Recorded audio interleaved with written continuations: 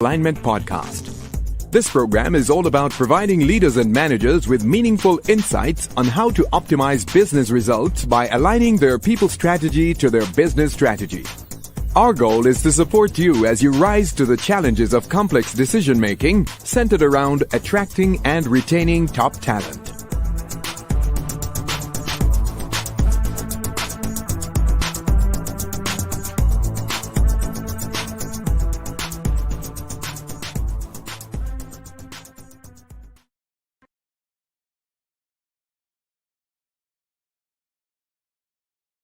Hey, everybody. Welcome to another Strategic Alignment Podcast. I'm your host, Jamie Pottinger, speaker, coach, and trainer and strategic alignment expert with Pottingers and Associates. And guess what? I'm super doped up today. I'm so excited. I have in the midst a brother, a friend, and a guru himself when it comes on to leadership, growth, transformation, you name the word. And you know what? He said something, and I'm going to pause here.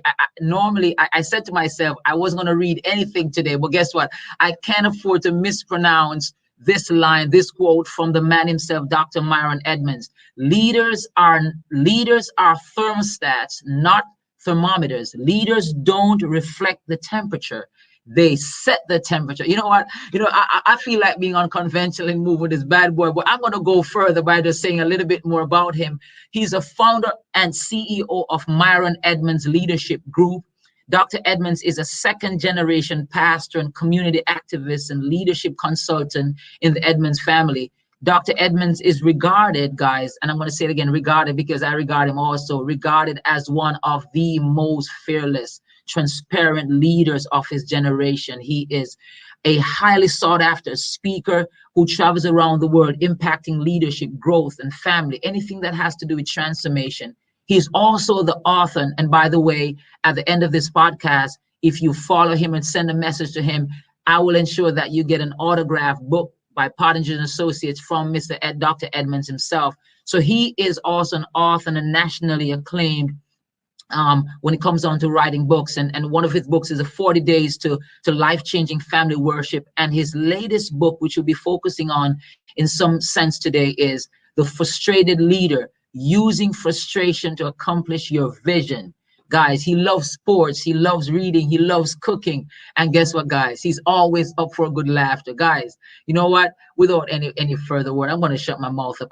Today, we have in the building with me on the Strategic Alignment Podcast, none other than the man himself, the legend, the leader, and a coach and a mentor for myself, Dr. MyRon Edmonds. Hey, the floor is yours, Dr. Edmonds. I made it, man. I made it, brother. Listen, hey, listen, man. I was like, I want him to hurry up and end this, man, so I can just say, I made it. I made it. Listen, woo, man. Listen, what a platform to be on. And all jokes aside, man, you know how I feel about you, and maybe you don't, man. I honestly, for those that are watching, Jamie Pottinger, man, he is a inspirational savant.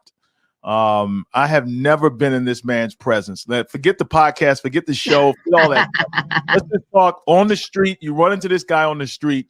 It is impossible to be in his presence and not feel encouraged, not feel inspired, not feel motivated. And I'm sure that I'm part of many thousands, yay, millions, man, that have been in his presence and have just been inspired. And so, listen, I'm excited to be here, brother. Let's get it, man. I'm ready. Look, I'm telling you, I had to fight hard to contain myself. When the cameras came on, the lights came on, your voice came on, I'm like, okay, we're in the building. It's going to happen. And MyRon, I'd like for you to share with the folks who are listening. Tell us a little bit about who you are, what you do, who you serve, and the kind of impact that you have in terms of what you do. Man, I'm just a regular dude, man, that loves to lead people. If you really want to just boil it down, notwithstanding the titles, of course, some of the titles that I hold is I'm a pastor, been pastoring for 2 decades plus now. I'm a military chaplain in the Air Force. And what else do I do? And I own my own business as a leadership consultant. And we also do counseling for families, spiritual life coaching, and so forth for families, specifically with a focus on men. And that's really the new venture that I've been on. But one of my main burdens and passions, man, is really to help leverage the struggles of leaders into successes. And I just really feel like we live in a day and age where folks there's so much emphasis on grinding and success and making it and leveling up and the next level. And a lot of times people get tripped up because all of us as humans, we carry stuff, man. We carry emotions, we carry feelings, we're beset with obstacles and struggles. And man, I've been there. I've been there. That's past tense, right? No, I'm there, man. Listen. And that's what, listen, I don't know how far I can get into this thing. I'm so pumped up though. I just want somebody to leave here. And I know you feel the same way. I want them to leave this podcast today with some hope, man. That's it. Because if a leader, as you said in the quote, listen, man, I'm a thermostat, not a thermometer. A thermostat sets the temperature. A thermometer simply reflects it. And sadly, we got a lot of leaders out there that allow their feelings to dictate their leadership. And man, we gotta function on something better than that. Listen, as a believer, man, listen, the Bible says the heart is deceitful above all things. Who can know it? Like, I can't trust my feelings. And if I allow my feelings to dictate, man, I'm going to be in a world of trouble as a leader. And so I'm here to set the temperature, right? And so I can leverage whatever is happening to me. I can leverage it for me. And that's really why I'm excited to talk about that right now, brother. Come on, let's get it. I'm saying, and you're right on the money where that is concerned, because we have a lot of leaders. And when we talk about leaders, for those who are listening, it's not just about somebody running a corporation. It's about leading up, leading down, leading across, leading yourself. And you may be a father, a mother, you may be a coach, you may be a whatever capacity you serve in. Leadership begins with yourself. And today, as Dr. Edmonds mentioned, we talk about how do you lead while being frustrated. And many of us, when we hear the word frustration or being frustrated, that's a sign that I need to quit. You know what? It means that I've had enough. It means that how I'm feeling is negative, because that's how we were cultured. And my first question to you, Dr. Edmonds, is there something wrong with being frustrated? Is there something wrong with it? Because we're cultured that once you're frustrated, it means that you're in the wrong place, you're in the wrong mindset, you're on the wrong ship, you're going to end up in the wrong destination. So is there something wrong with being frustrated? And I want you to break it down Sesame Street style as we take it all. Listen, brother, man, listen, that's one of the best questions that I've ever gotten since I've written this book. So I just want to tell you off the top, man, that's one of those perfect setup questions right there. Is there anything wrong with frustration? And the reason why you're asking that question, I totally get it. The reason why you're asking that question and why the question needs to be answered is because for far too long, I have interpreted throughout my life. When I wrote this book, matter of fact, let me go ahead and put it. It's right here, man. I keep it nearby for my own sake. Listen, when I wrote this book, dude, I wrote it from a very painful place in leadership, right? For me, being a leader has been a painful experience because I only viewed frustration from a negative perspective. And so here's the answer to the question. The simple answer, like the Sesame Street answer, the elementary answer is this: frustration is neither bad nor good. It's neither bad nor good. And what I argue in the book is that frustration is energy to be managed. It's energy to be managed. It's like it's like electricity, right? We have power lines on our streets here. You know, our power lines are not run underground like in some more developed, I'd say more progressive cities. And so it's an older city. And so you see power lines. Those power lines run the transformers. Now, is the electricity that's running through those power lines and to that transformer, is it evil? No, it's not evil, but it could kill you if it's not managed and harnessed properly. But it could also provide light. It could provide heat.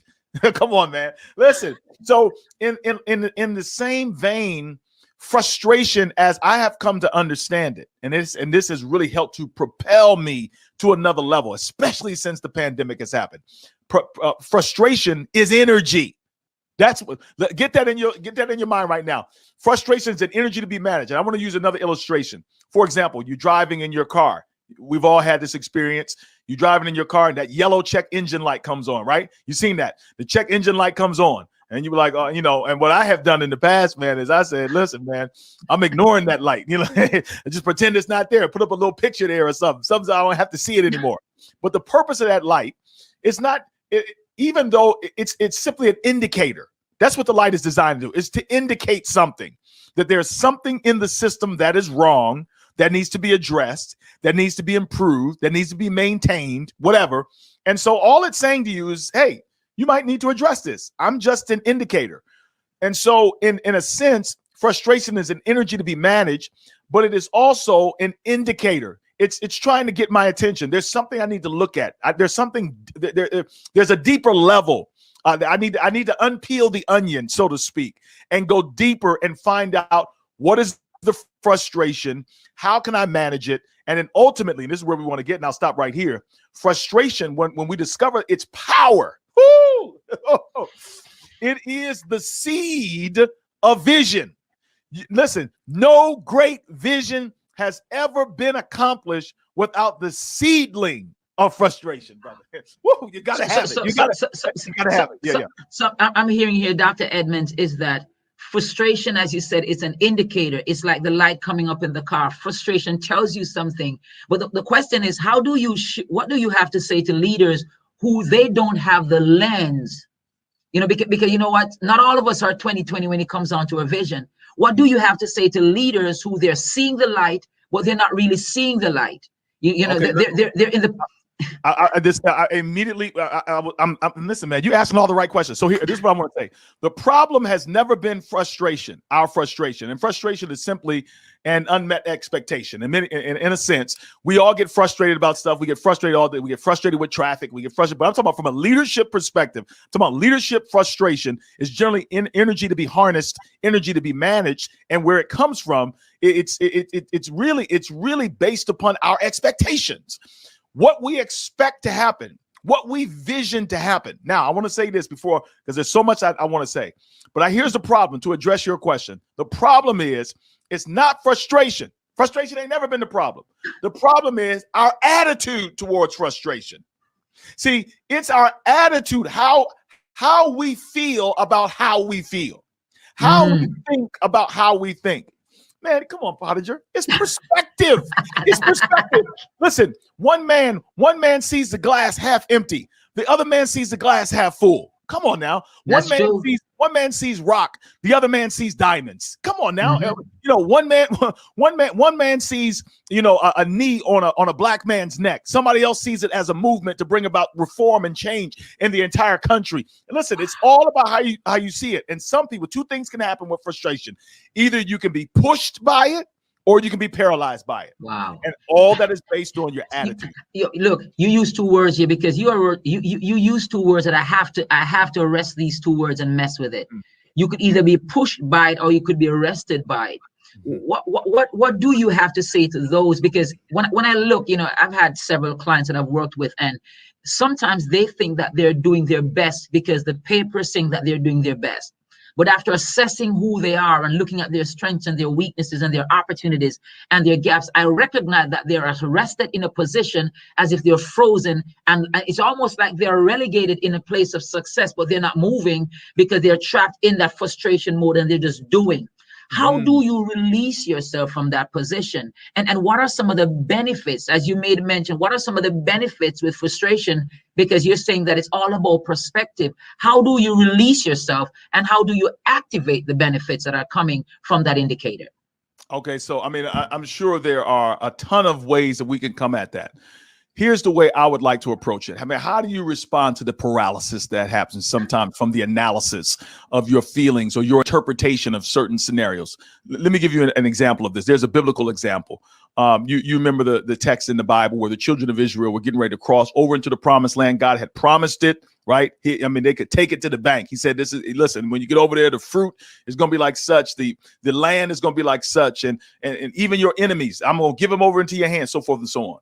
And then a group of folks said, listen, we want to go see what it looks like. Of course, they go over there and look, you know what happened, man. 12 folks went over there. And when they got back, 10 people saw something that they felt like they couldn't accomplish, that it was horrible. It was the worst thing ever, bad idea. And 2 people only saw the good.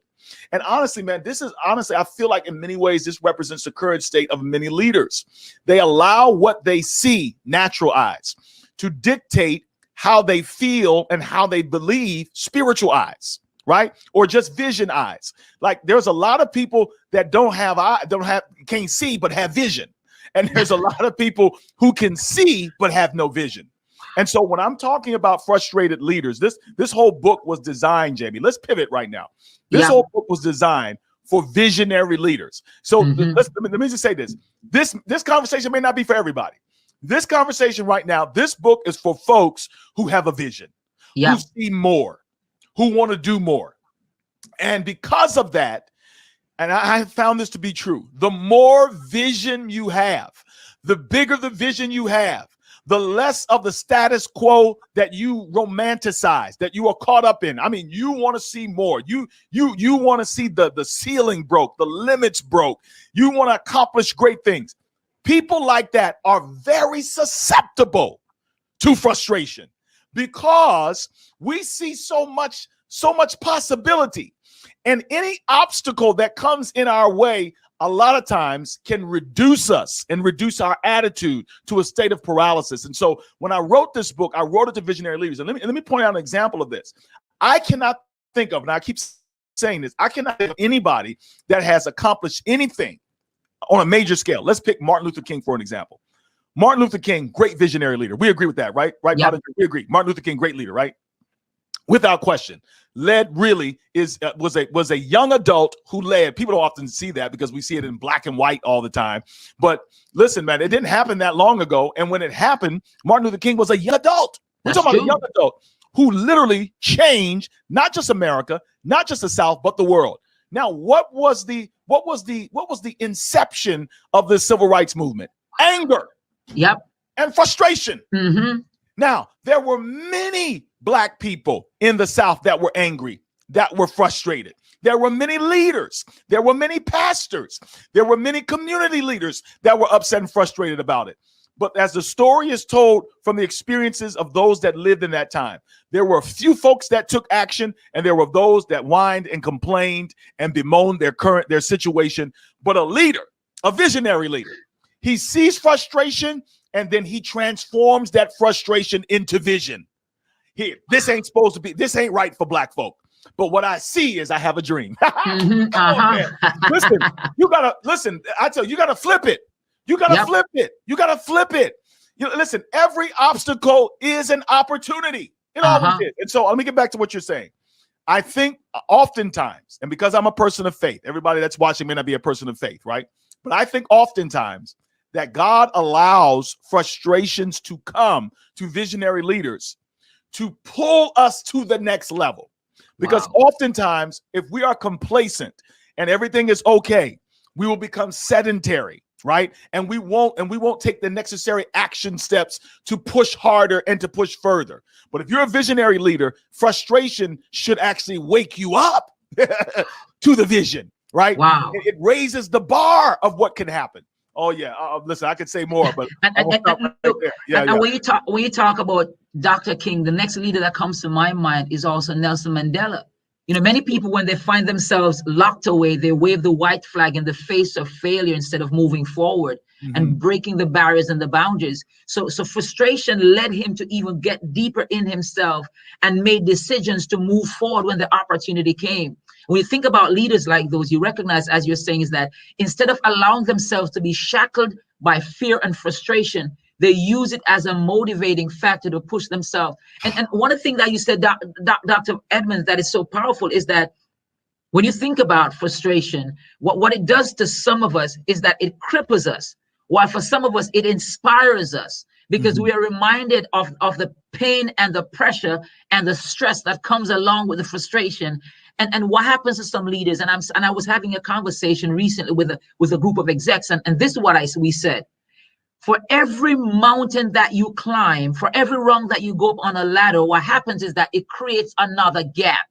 And for every gap that is created, just like you said about Moses, you now have to move forward so you can lead those behind you across the Jordans and the Red Seas and the mountains. But if you are not frustrated enough, and Doc, I'm gonna confess here, when you send me a copy of your manuscript of your book, it took me one night to read that entire bad boy because I was so deep in it.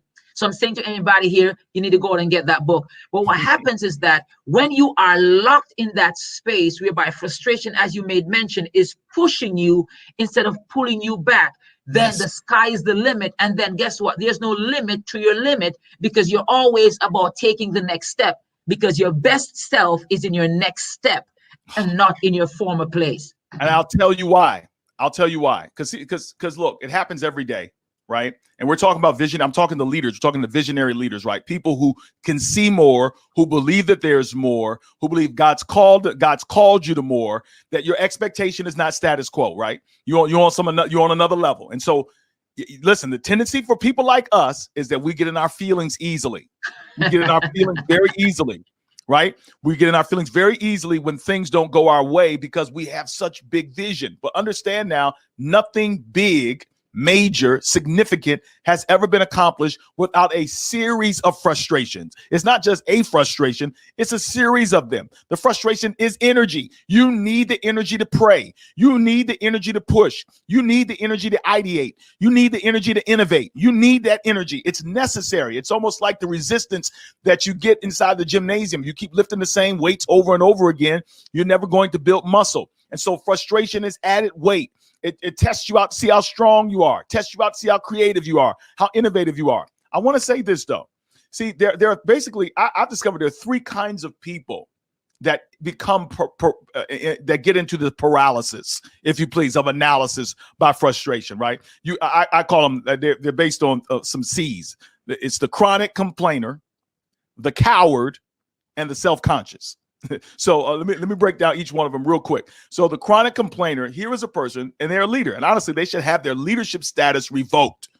You cannot lead by complaint. Seriously. And this was me. Listen, I'm not talking down to nobody. This was me. I was always complaining. Well, they didn't want this. They didn't want that. Well, if I had more support, man, listen, make it happen. Trust God. Because my thing is this: if God has called me to do something, if I've received vision from God, and normally a vision is always bigger than you can accomplish. As a matter of fact, if you can accomplish the vision, I heard one person say it like this. Mark Batterson said, go after a vision that's so big that it would be insulting to God if you could accomplish it in your own strength. Wow. like it would fail unless God did it. So most of the time, vision is something that's so big that you can't it can't happen without divine help. And so the question is why are you complaining as if you are responsible? The vision and the frustration is often a call to prayer. It's a call to re-strategize. It's a call to professional growth. It's a call to lean in and to listen. It's always pushing me forward, though. They feel like it's pushing you back. Never that. It's always pushing me forward. And so what happens is a lot of times leaders, they get into complaining. Look, leaders, if you are a complaining leader, as I say in the book, a bad attitude in a leader is equivalent to malpractice in a physician. Leaders cannot afford to be saturated and to disseminate a bad attitude. And Jamie, let's talk about it. We might get caught up on this. You and I have been around a lot of leaders, and we've been around faith leaders, and we've seen a lot of leaders. Matter of fact, it's rare that you don't run into a lot of these leaders in many of our settings who have bad attitudes. That's true. Bad attitudes, negative. It drives me crazy. How you can only lead people to where you've been. And if all you do is if you only dwell in negativity, and it can't happen, in the obvious obstacles, and you're not steadily pushing past the frustration, then all you're going to do is create a group of followers who themselves are afraid and who are chronic complainers.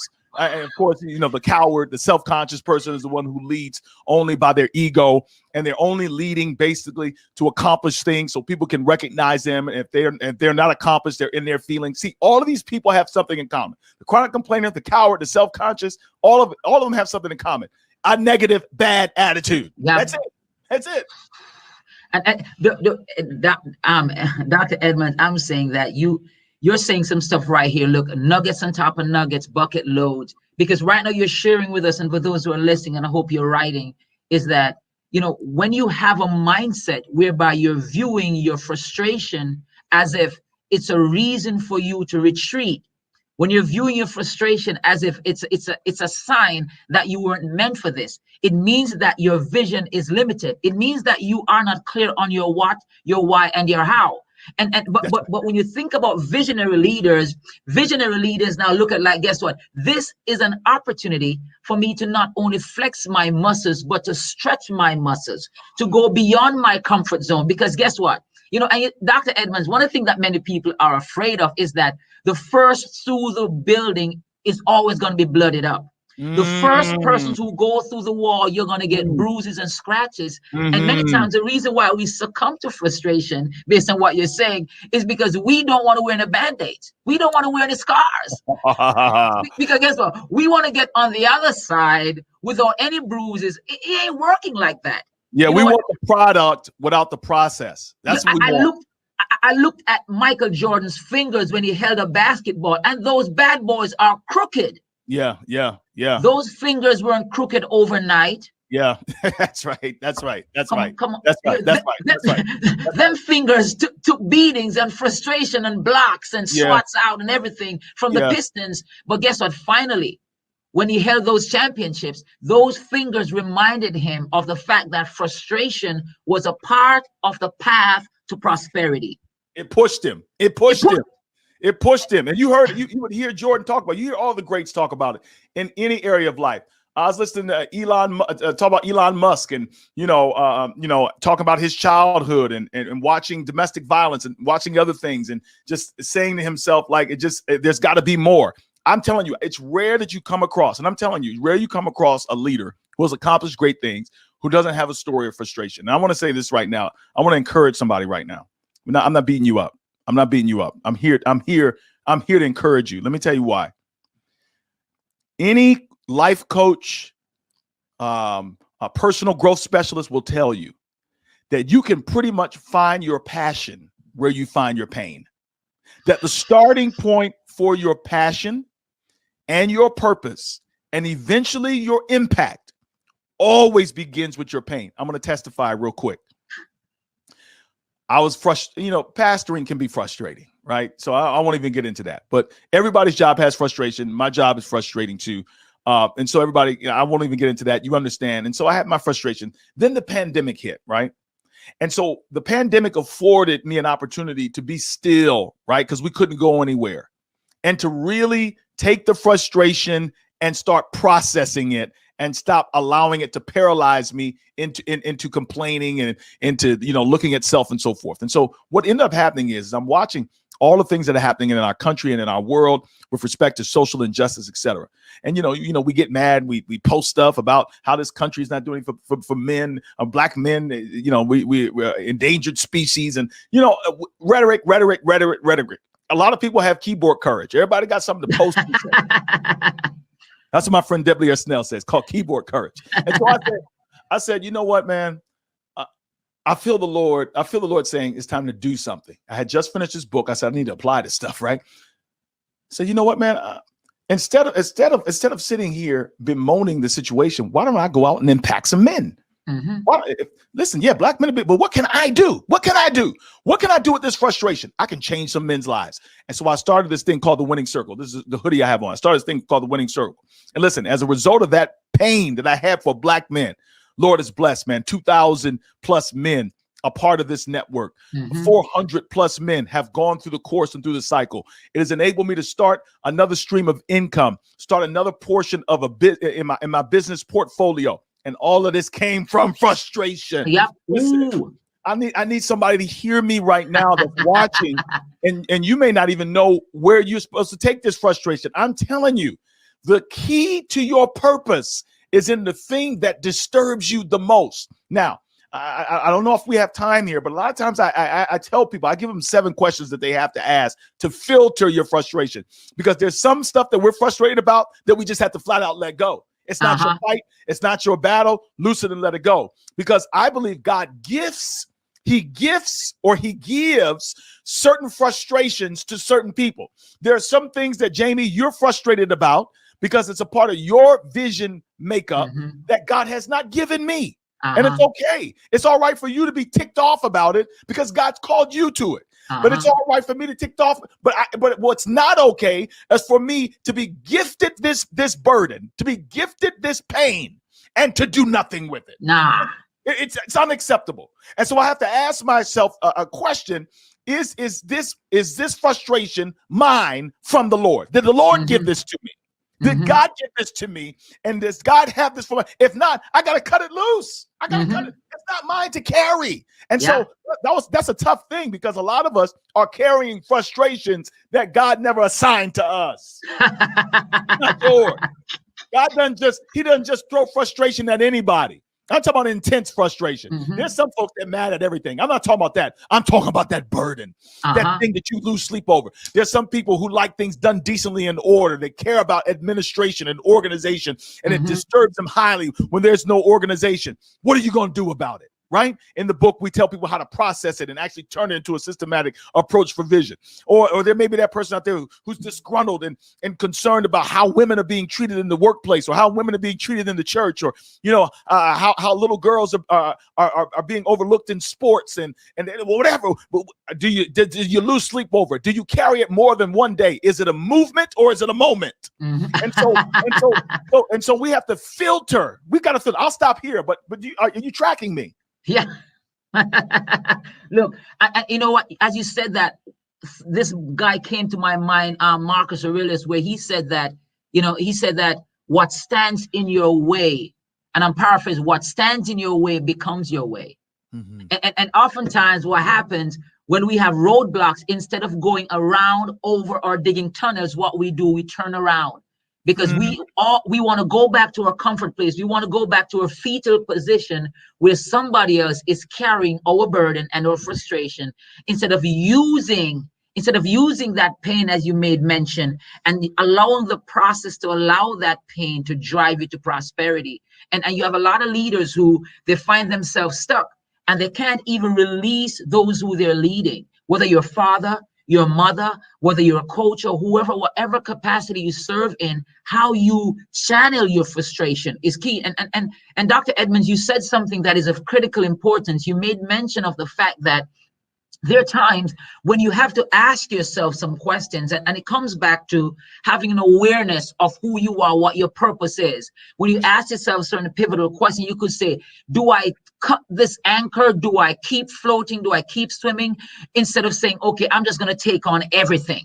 As you made mention, not everything is mine, not everything is yours. And how we channel that will aid us in terms of handling frustration and turning, it's almost like the story Acres of Diamond. You get what I'm saying? That dude who sold his property to search for diamond. When he sold it, he jumped off a bridge later on when he was broke. And the person who bought the property found out that he was on the greatest diamond mine ever to be discovered in the world. And our frustration sometimes is the gold mine that we need to use as the vehicle to take us to the promised land, which is our purpose, and not merely just a plan to take us there. Look, Doc, I'm telling you, you've dropped some nuggets right here. I'm a believer. That illustration that you gave. You said frustration is a vehicle that takes us. Hear this, listen. And one of the things I say in the book is visionary leaders are always frustrated. And if you're not frustrated, hear me now. If you're not frustrated, if you, for whatever reason, you have no more frustration, you have ceased to be a visionary leader. You have ceased to be a visionary. Doc, guess what? Look, because it's you, I'm going to allow you to unpack that. For me, I have two options: to carry frustration continually, or to be complacent. That's it. You see, frustration again is energy. See, we have to reframe it. It's not negative. It's just a reminder that there's a problem to be solved. And listen, in the world that we're living in, there's always problems to be solved. And so, look, say that you had a vision, you accomplished that vision. It's time to move on, because what you're going to do is you're going to stay in maintenance mode as that visionary leader, because you have overcome all the frustrations. It's time now to succeed that to somebody else. It's time to go tackle something else. That's why I keep telling folks, this ain't for everybody. If you are not a visionary leader, we're not talking to you. We're talking to change agents. We're talking to people who in their very blood, in their very nature, is to bring about change, is to make impact, is to change lives, transform communities, transform institutions, organizations, right? If that's you, then let me ask you a question. Then what motivates you to continue to bring about the necessary changes that need to be made in our society, in our world, on your job, in your family, if all the problems are gone. Listen, we have to be problem solvers, period. And listen, I'm just going to be straight up with you. This may sound random to somebody, but I feel like I just need to tell it to somebody. There are many of you right now that are so frustrated. You have two options. Look, flip this thing into vision, right? See the opportunity in this thing. See it as a problem to be solved, right? Don't give up hope. And remind me to come back to hope, all right? We've got to talk about hope, all right? Or you need to quit. I want to talk to somebody. You working at a job, all you do is complain, you're frustrated. Look, you need to do something else. We don't say that enough. Like, we don't say that. I'm gonna say right now. Listen, the minute I lose vision where I am, it's time for me to go. Mm-hmm. Point but blank. when you, because what will I do? Who can I inspire? Who can I lead? Listen, I can't lead people if there's nowhere to go. Vision is the map. Frustration is the vehicle. That there's something to be solved. Listen, here in the city of Cleveland, I have so much vision for the city and for these. I mean, 1 out of every 2 black men has a felony, man. I mean, listen, we got a school to prison pipeline running straight through the city, man, with our torn down schools and these urban communities, man.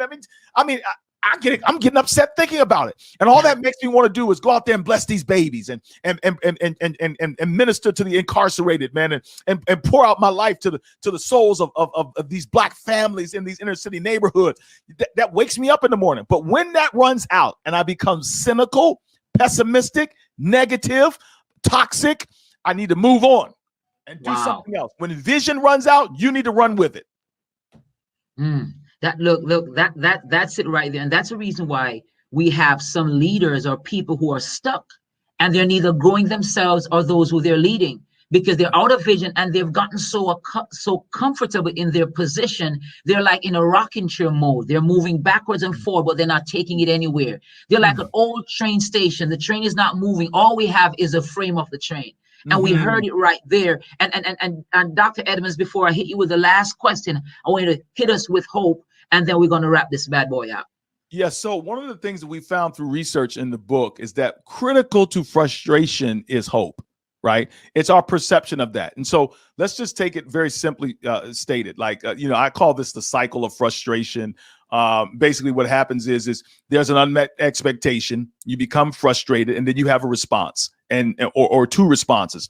You have a constructive response or you have a destructive response. The destructive response either paralyzes you, the constructive response pushes you, right? And then there's resolution. Here's what I've come to discover. And I found this through some research about video games. One of the things they discovered through Candy Crush and through the game Fortnite, right? And if any gamers out there, they know this, and this is pretty much common to games as well as to gambling. And you might even argue, well, I'll leave that alone, but it's definitely connected to games and gambling.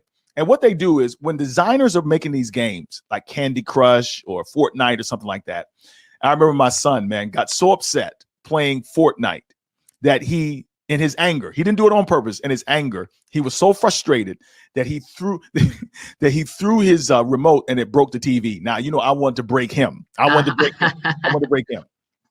And so, man, I started trying to figure it out because these kids were addicted to this game Fortnite. Well, what the programmers do is they program this philosophy into the game. It's called win by a lot, lose by a little. Win by a lot, lose by a little. In other words, so when you win in these games, Candy Crush or whatever, any of these video games, when you win, you normally dominate the win. And when you win by a lot. And what it does is it boosts your ego. Like, woo, yeah. Your boy is bad. Like, oh, they can't hold me. They can't hold me. And what do you want to do? You want to go back for more. What happens is when you go back for more, you won by a lot, but now you'll lose by a little. Now, here's the key. When you lose by a little, you'll be so close to winning that you'll lose, and you get frustrated because you were just there. You were just there. And what do you think you're gonna close the game down, not play no more? Nah, you're gonna come back and play over and over and over again. Why? Because they have programmed hope into the game.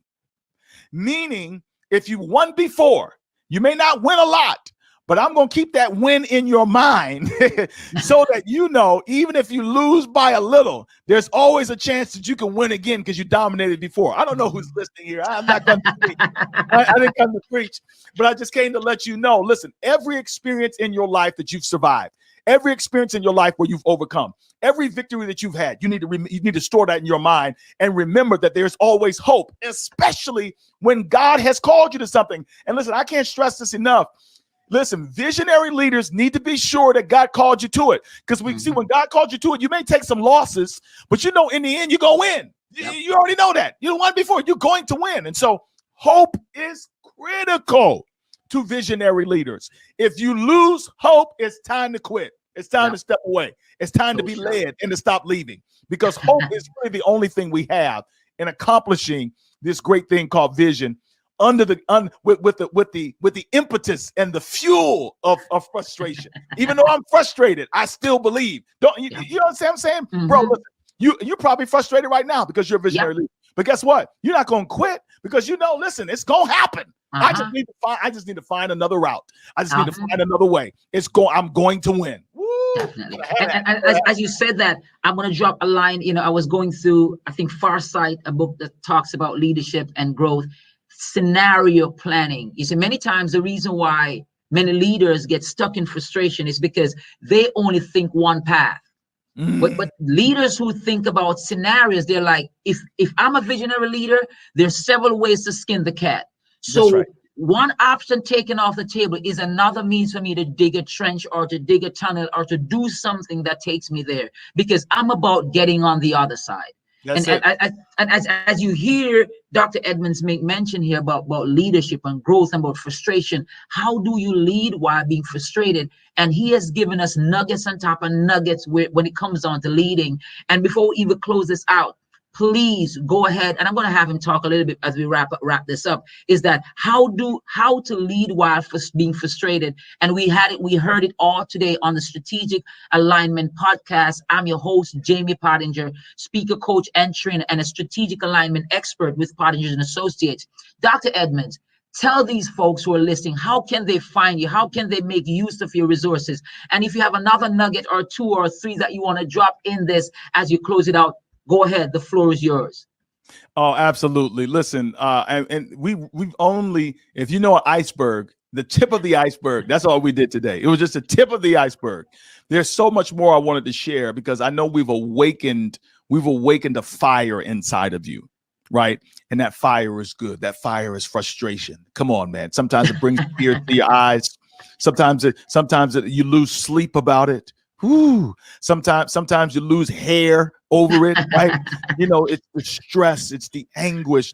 And sometimes it makes you pray and fall on your face. Sometimes you're fasting. Sometimes it makes you go back into the lab and you're reading books and you're taking a course and you're trying to figure out how do we get through this thing. I love that about you. I love that because you're pushing. You're not paralyzed, you're pushing. And so listen, there is more, but there is a system and a strategy on how to do this. And you need to get this book to figure it out. This is a book for anybody that's a leader, and you can get it at Amazon. Just go to Amazon.com, look up MyRon Edmonds, The Frustrated Leader, and you can purchase the book right there for you. Go on and get the audio book. There's also an audio book, and in the audio book, I actually have podcasts after each chapter that I read. And so I've got my good friend, I can't remember. It's David. I'm not going to even mess up. But anyway, I got interviews with him after every chapter. And we get down deep into the weeds and we just talk real about each chapter. So the audio book is there for you on Audible, as well as, of course, you can get it on Amazon and the actual book on Amazon. Definitely. Appreciate you, man. This has been great. And Dr. Edmonds, how can they locate, because you have courses and stuff like that people can access? You made mention of that earlier. Yeah.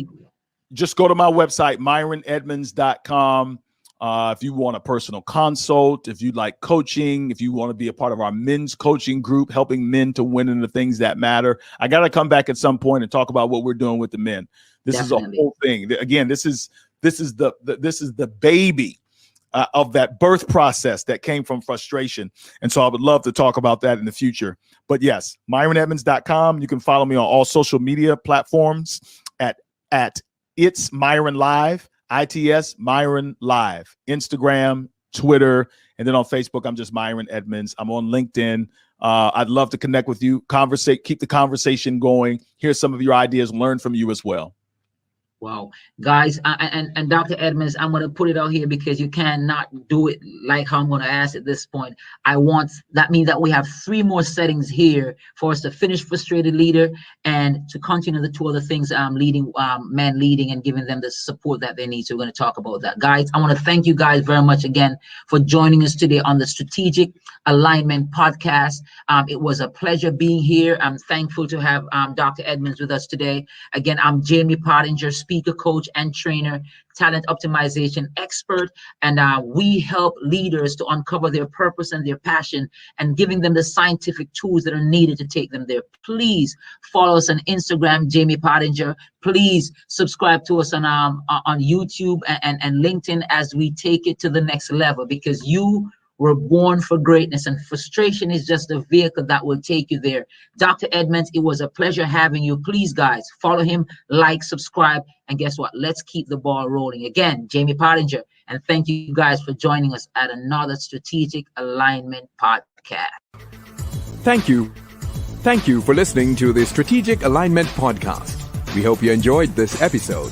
Please subscribe to our podcast by visiting our website at www.pottingerandassociatesconsulting.com.